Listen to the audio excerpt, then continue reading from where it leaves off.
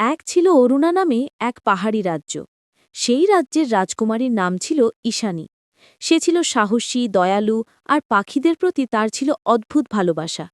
প্রতিদিন ভোরে সে রাজবাগানে এসে পাখিদের খাবার দিত, কথা বলত আর তাদের সাথে সময় কাটাত।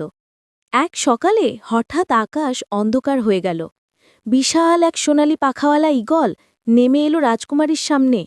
ঈশানী ভয় পেলেও ঈগলের চোখে কিছু যেন অন্যরকম মানবিকতা ছিল।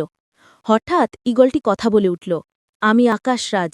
সে বলল, আমি মানুষ ছিলাম, অভিশাপে ঈগল হয়েছি। অভিশাপ ভাঙবে তখনই যখন কোনো সরল হৃদয়ের রাজকুমারী আমাকে বিশ্বাস করবে।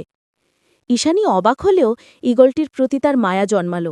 সে ঈগলটিকে রাজপ্রাসাদের পাশের পাহাড়ে নিয়ে গেল, খাবার দিল, ক্ষত সারিয়ে দিল এবং প্রতিদিন তার সাথে সময় কাটাতে লাগল।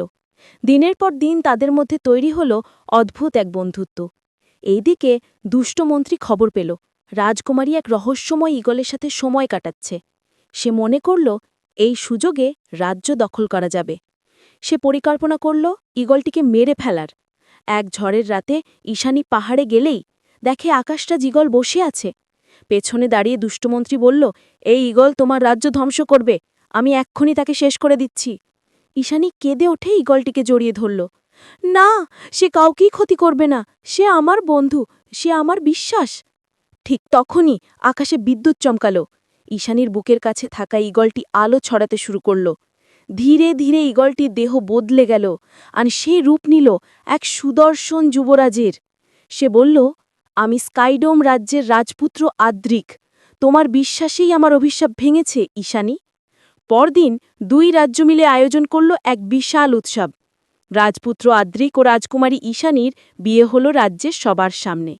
আকাশে সোনালি ঈগলের ঝাঁক উড়ে গেল, কিন্তু দূরে কালো মেঘের ভেতর থেকে আরেক অদ্ভুত ছায়া এগিয়ে আসছিল। বন্ধুরা, আজ গল্পটা এ পর্যন্তই। গল্পটি কেমন লেগেছে কমেন্ট করে জানাও। পরবর্তী পর্ব দেখতে অবশ্যই চ্যানেলটি সাবস্ক্রাইব করে রাখবেন। ধন্যবাদ।